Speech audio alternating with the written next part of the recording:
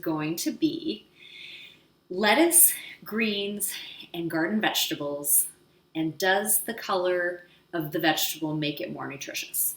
So we'll go through from iceberg to kale to broccoli to cauliflower. So I'm excited about today's topic because we have a huge garden full of greens, and it was fun to go out and pick some vegetables for the show. But before we get started, I wanted to address a couple of questions from last week's episode on nightshades. So I did a little research. I wrote the questions down, did a little research. I wanted to come back with the answers. So one person asked, do nightshades have a high potassium amount? And the quick answer is yes. Generally, most of the nightshades, which are tomatoes, eggplant, tomatoes. Hi Marion. Tomatillos, peppers, all that good stuff.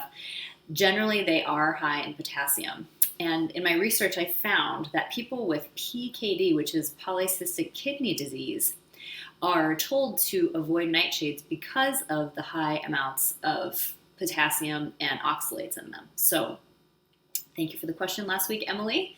That is your answer. And next question, someone asked, are black beans nightshades? And the answer is no, but they do have that similar component. We talked about lectins, which is a protein that binds to carbohydrates, and it's found in nightshades as well. And so they get kind of grouped with black beans and other beans because of those lectins. And so some people are sensitive to that and are told to avoid them because they could cause inflammation, especially in our digestive system. So good question. And so black beans are not nightshades, but they're similar in the sense that they have lectins in them like other nightshades do. And lectins aren't necessarily a totally bad thing. They can be good. They can actually help digest and absorb carbohydrates, and they can also be antioxidants, but some people are sensitive to them. And if you are sensitive to them, then yes, sprouting the beans is a good option that decreases the lectins. So that's an option. If you still really want to eat beans, try sprouting them. And last question, the AIP diet was, somebody asked if I could repeat that. It's the autoimmune protocol diet, similar to paleo, but restricts other things like eggs and nuts and seeds. So that's that from last week. On to greens. Thank you for the questions. And please, if you have any questions today, put them in the chat. I'll answer them, or comments, or if you have ideas for next week, I'd love to hear them. So this week, greens, lettuces, garden vegetables. And in the spirit of that, I made a green juice. I'm going to shake it a little bit because it kind of settled. Isn't that so pretty? I got this recipe from relish.com. Sorry, I might have been loud there. It's called the Kale Mary recipe. It's from Serious Eats. And it's basically like a Bloody Mary, but it's called Kale Mary because it's made with kale. And I made it ahead of time because, it is. It's delicious. Thanks for the comment. Yeah, it's good. So I made it earlier because I used the juicer and it's just kind of loud and I didn't want to take up a lot of our time running the juicer. But the original, I did most of the original recipe ideas, but I added some things. So this is what I added. I did 2 kale leaves. They're very large. I'm going to show you, I'm going to give you a sneak peek of the kale from our garden because it's pretty amazing. Especially if you see it next to my head. It is a large piece of kale. So I juiced 2 of these. And a large tomato, a large cucumber, and a lime. I cut all the outside off the lime. Oh, thanks, Lisa, for the link. Yes, the Kale Mary juice. It's so good. And so I'm going to take a sip. I just juiced those, and that's all I'm drinking now. The original recipe does say to put horseradish and soy sauce and hot sauce in it too. So that's similar to making a Bloody Mary, and then it'd be really good with vodka in it too. Do you prefer kale over spinach in your juice and smoothie recipes? Thanks for the question, Marion. I like kale just because I feel like it really makes you feel like you're drinking something healthy, especially like that kale. And I put the stem and everything in it. So for juice, I like kale. But for smoothies, I do like spinach because you don't taste it as much, but it adds that nice green color. So either one, but kale does definitely add a stronger flavor. So kale berry juice, if you have a juicer, it's excellent. Okay, so I did some research, and so I wanted to talk about greens. So we all know or have heard, iceberg lettuce, doesn't have a whole lot to it. And then on the other spectrum, kale has all these vitamins. And for the most part, that is true. But I did find some very interesting things about iceberg and romaine and everything in between, so I'm going to go through that. Okay, we have one question here. I have some questions about juicing. Do you prep your juices for a full week, or is it better to juice the day of? And then do you do anything with all the fibers left over? Good question. So I read this a while ago, that it really is ideal to drink it within 10 minutes of juicing to get like all the vitamins. But I know that some of the vitamins are still left in there, and if it's more convenient, if it's doing it ahead of time versus not doing it at all, I would say do it ahead of time. But it does definitely settle. Like I had this in the refrigerator, and it was like, maybe through the show I'll show you, but the bottom is clear and the top was green. So I would say ideally juice it at the time you want to drink it, but ahead of time keep it in the fridge. It should last like a day or two, but I wouldn't probably go beyond that, especially if it's green. I'm not sure it would taste that great. Do you put your tomatoes into the juicer too? Yes, I did. I just cut it like it was a huge tomato. I cut it into fourths, and then I just put it straight in, and it was great. You could see like it did the blade did collect a lot of the seeds though, and so that was a little bit harder to clean. But yeah, and it did produce a lot of juice. So I definitely recommend it. Like kale and tomato and the lime and the cucumber, it's so refreshing. So back to the greens and the lettuces. So iceberg lettuce, I'm happy to report. Do you have any favorite juicer? Do you have a favorite juicer? Is there a reason to have one in addition to my Vitamix? Well, the juicer that I have is the Cuisinart. I got that for Christmas this year. And I really like it. It has like 5 dial settings. So like the higher the number, like the stronger the speed is, like for things like beets and things like that. So if you want juice versus making smoothies in the Vitamix, I think it's a nice option. But you do get more of the fiber and the whole ingredient when you do the smoothies in the Vitamix. So I don't know. I think juicer's fun. I asked for it for Christmas, but it does take kind of up a lot of space in the cabinet. But it is a fun activity, especially we made apple orange juice today for my son, and so I don't know. I think it's a fun beverage to be able to have. And let's see. So iceberg lettuce. So everybody says iceberg is like 100% water, which it does have a lot of water, but I did my research, and for 2 cups of iceberg lettuce, half a cup of it is water. So that's like 25% of it. So yeah, it does have a lot of water, but it has a small amount of iron. It has a small amount of vitamin C, vitamin A, and calcium. So all is not lost in the iceberg, but there are better options for sure to have. So moving on to romaine. Romaine, I found out so many great things about it. It does have water in it too, of course, but not as much as iceberg. And it does have some iron, vitamin C, vitamin A, and calcium.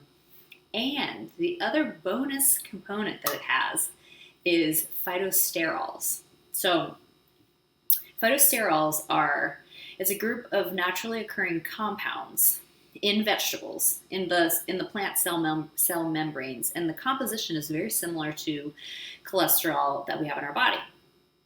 So the great thing about it is that it goes into our body and it competes with the cholesterol that's in our body, and therefore none of the cholesterol, or it limits the amount of cholesterol that is absorbed in our body. So it helps decrease our cholesterol levels, which is great for our overall health. And there have been so many studies done on it that they say if you consume 2 grams of phytosterols per day, you could decrease your total cholesterol by 8 to 10%. And then possibly your LDL cholesterol, which is the bad cholesterol, you could decrease that by 10%. So these phytosterols are great for the cholesterol levels. And the highest, so they did some studies and they found that the greatest sources of phytosterols, romaine lettuce, broccoli, cauliflower, and then some fruit, and peas. Peas were the highest, which I thought was interesting. So the pea protein powder, that's one bonus of using pea protein powder. Some of the fruits were navel oranges, tangerines, and mangoes, but I think the amount is pretty low on that. But just for a frame of reference, so 2 grams, that's 2,000 milligrams. So like a half a cup of peas has 133 milligrams. So you definitely have to have a pretty solid plant-based diet to get all of those 2,000 milligrams. But if you just, if you integrate those things into your diet as much as you can, that's a good thing for the cholesterol. So another example, like sesame oil, a tablespoon of sesame oil has 118 milligrams. So that's kind of a lot of sesame oil, but you can make a dressing with it. And you don't have to have a full tablespoon. But so beans, soybeans, half a cup have 149 milligrams. Safflower oil is a good source. Olive oil was a good source. And then the romaine, the broccoli, the spinach. Bananas have a little bit. So something to consider. So romaine is a good source. Moving on, spinach. Spinach, also a great source of iron, a great source of vitamin C. And back in my smoothie episode, I talked about how spinach was so great because it has the iron and the vitamin C, and you need the vitamin C to absorb the iron. So this is where we're getting into the good stuff with the darker greens. So the iron, vitamin C, and some vitamin A, and a little bit of calcium. So spinach, thumbs up. And it's good, like we talked about in the smoothie class, or the smoothie episode, where it's a great addition to smoothies. And like I was just answering Marion's question, that spinach is a great addition to smoothies because you don't really taste it a whole lot, but it's giving you lots of good nutrients and gives the smoothie a nice green color. So kale definitely was the winner in the nutrients. It's high in vitamin A, vitamin C. The calcium amount was about the same as spinach, and iron. Spinach is a little bit higher in iron than the kale, but kale is definitely the winner. And that is something you can grow in your garden, which we have lots of kale in our garden. If you follow me on Instagram, I posted a picture of our garden today, and my Instagram is @Alli. But it's amazing. My husband has planted, he's done 100% of the work on our garden, and I feel so lucky because we just walk outside and pick kale and greens every day. And here I want to share this kale leaf too. He got like a variety pack of like 6 different kinds of kale. Isn't that amazing? It's like so textured and interesting. I feel like you just at the grocery store, you just see like 2 kinds. So there's that one, and here's another one. And I have one more to share. I have one more to share. And then I have another green to show you too. So lots of kale options. But yeah, kale is a great, juice it, salads, saute it. It's just endless. Today's recipe that we're going to make is kale pesto. So I'm going to use one of those greens. But I do want to mention 2 more garden vegetables, and then we'll make the recipe, and then I have a few more pieces of information. But broccoli greens And when I was doing some research on them just to see the nutritional value of them, and basically there isn't a whole lot of information out there, but basically everything I read was saying that it's comparable to kale leaves. And if you grow your own broccoli, eat the greens. They are so good. And it looks like kale, but this is a broccoli green. Do you have, oh, here it is, Alli. Oh, thank you, Lisa. And yeah, so these are broccoli greens. I know, I feel so lucky to have that garden. It's amazing. Raphael, he built the whole vegetable box, planted all the seeds, and takes care of everything. And then I go out and make us food. So broccoli greens, if you have broccoli, eat the greens. They do taste like kale. I'm going to put one in our pesto today. But also great source of vitamin A, vitamin C, calcium, iron, fiber, a little bit of protein. And then I did some research on cauliflower because, well, first of all, we see it a lot more now because it's like a good alternative, like cauliflower rice and everything. And just because it doesn't have a whole lot of color to it, it does still have some nutrients. It has a little bit less, or it has kind of significantly less vitamin A, but it does have iron. It does have lots of vitamin C, and it has a little bit of vitamin A, and a little bit of calcium. So, and fiber. So 1 cup of cauliflower has 5 grams of fiber, and 1 cup of broccoli has 5 grams of fiber. So cauliflower is still on the table. I definitely recommend it. And you can eat those greens too. Whenever I roast cauliflower, I always roast the greens too. Oh, hi Amanda, thanks. Yes, it does. The greens have iron and a good amount. It's kind of hard to get a whole lot of iron from vegetables, but if you see anything that's like, if you're looking at labels, especially even if it says like 3 to 10% iron, that's still great, especially from vegetables. So just make sure you have your vitamin C to help absorb it. So, and broccoli. Broccoli was kind of the winner when it came to nutrients. It had the most iron of all the greens. But this, I'm talking about the broccoli florets now, but still high in iron, high in vitamin C, high in vitamin A, and high in calcium. The broccoli had a good amount of calcium. And I also found out that broccoli and Brussels sprouts are a great source of omega-3s. Or they, not a great source, but they had 1 cup of broccoli has 200 milligrams of omega-3s, and 1 cup of Brussels sprouts has 260. So that's something. I mean, it's not the same that you get from salmon, but still, it's something. So broccoli and all the cruciferous vegetables. Just a quick chat on cruciferous vegetables. So that's kale, Brussels sprouts, broccoli, cauliflower, bok choy.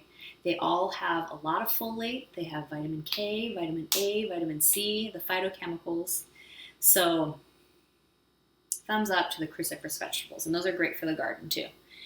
My pediatrician tells us to eat Brussels sprouts for breakfast. That's so interesting, the breakdown. Oh yeah, Brussels sprouts for breakfast. That sounds good. With eggs, that I could wrap my head around the savoriness of that. But yeah, Brussels sprouts, they have tons of vitamin C. They have folic acid. They have the omega-3s. They have fiber, 4 grams of fiber for a cup. So I'd say thumbs up on the Brussels sprouts. So let's move on to our kale pesto recipe. And this is loosely based off of the Simply Recipes recipe. I altered it a little bit, but you can find this on relish.com as well.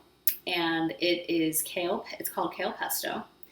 And we are going to, let's see, okay, so this is my hand blender cup. But you can do it in the food processor, you can do it in the blender, whatever's easiest for you, but this is easiest for me. So we are going to take 1 broccoli leaf. So the best way to do it is to take the stem off, is just have the bottom of the leaf and then just rip the stem off like that. Super easy. So we're going to do 1 broccoli leaf because they are great. And then we're going to do 1 giant kale leaf. So same, hold the bottom of the leaf and then, whoops, that one didn't come off so well. But you get the gist. And so I'm just going to peel the leaf off like this. That'll be easier. So 1 kale leaf, we're putting that in the chopper bowl there. Thanks for the recipe, Lisa. Oh, hi Kelly. Hi Alli. How do you get your children to eat all these greens? Well, it's great. Our son, Joaquin, he goes out to the garden. And we kind of joke, because we have chickens too, and we kind of joke that he's a chicken because we'll hold the leaf out and then he bites the leaves like chickens. It's really funny.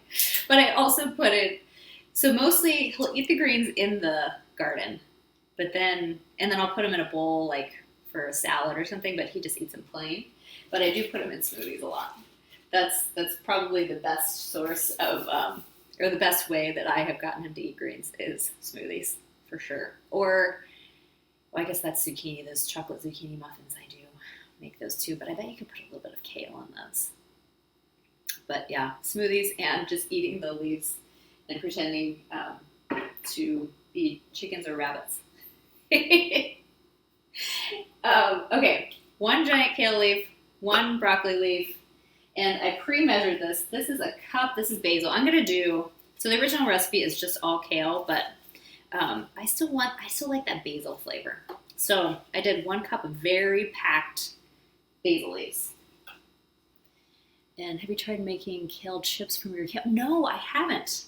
But I really want to. We talk about it all the time, and we have so much. We have I think 12 kale plants. And so I think this is a good chance to try making it with all these different varieties of kale. So I'll make that an assignment for myself this week, and then I'll get back to you on next week's episode. Because I think it would be even fun to just take like a whole leaf and like coat it in oil and then put it in the oven and see if it crisps up, because there's so many. Okay, so we've got our leaves. And then I'm going to do juice a lemon. So I'm just going to cut it here. I've got 1 lemon. I've got my juicer. This is how I like to juice it, but you can use whatever method works for you. So we've got the juice of 1 lemon. So do both sides.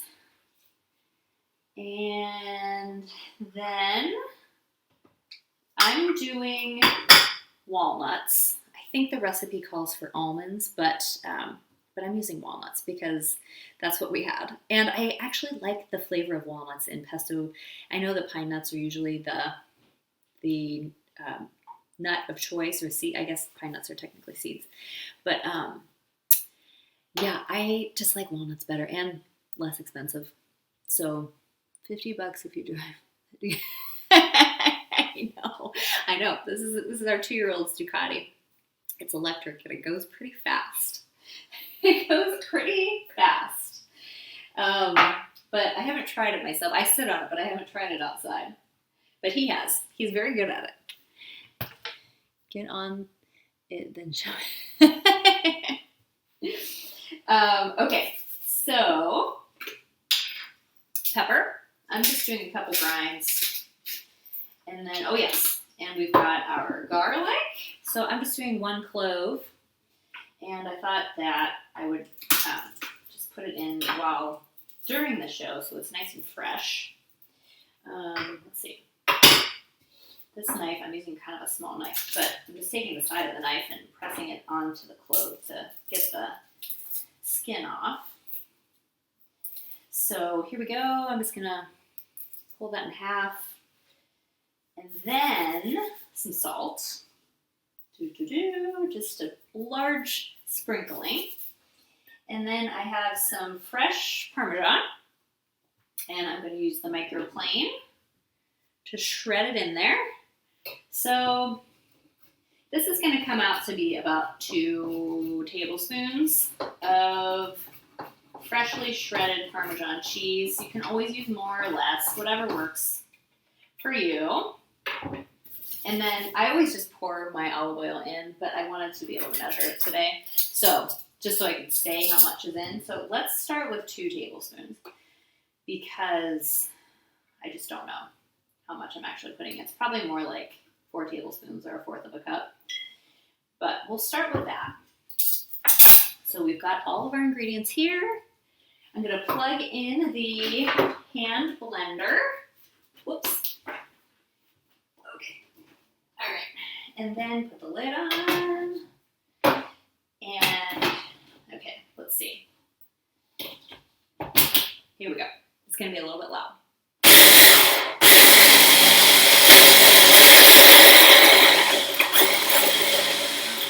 Definitely needs more oil. I'm going to say 2 more tablespoons. But this is great if you have basil, if you have kale at home. It's a great way to use them, especially if you have lots of kale. Okay, so now I've put in 4 tablespoons, which is 1/4 of a cup.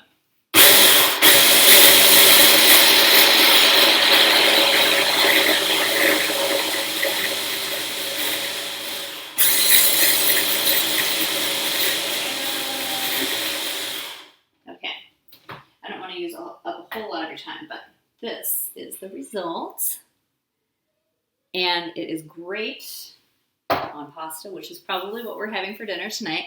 I see some questions. Can you freeze your kale pesto if you make too much? Yeah, you can, especially in the if you have an ice cube tray is kind of the most ideal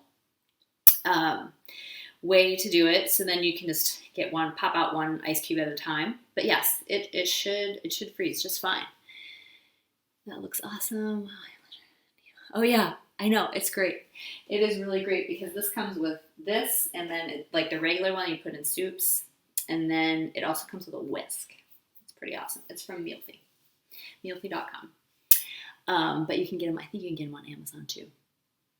So that's the kale pesto. Mine is kale, broccoli, greens, basil pesto. But tomorrow I'll be posting the full recipe that I did today. I'll be posting it on my Instagram, so you can have access to it there.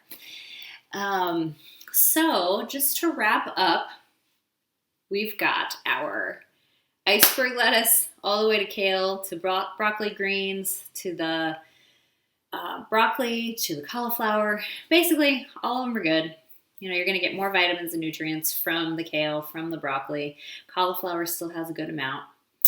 And let's see what else. Romaine, broccoli, and cauliflower. Those are high in the phytosterols, which is good, helpful in lowering your cholesterol.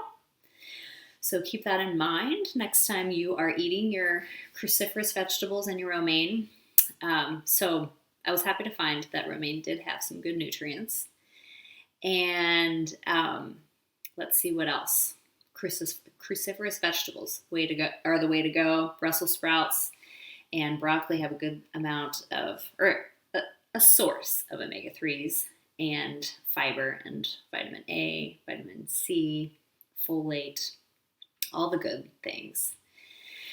So hopefully that was a fun discussion on greens, and Kale's always the winner at our house. So this is our bouquet. I have a bouquet of kale here.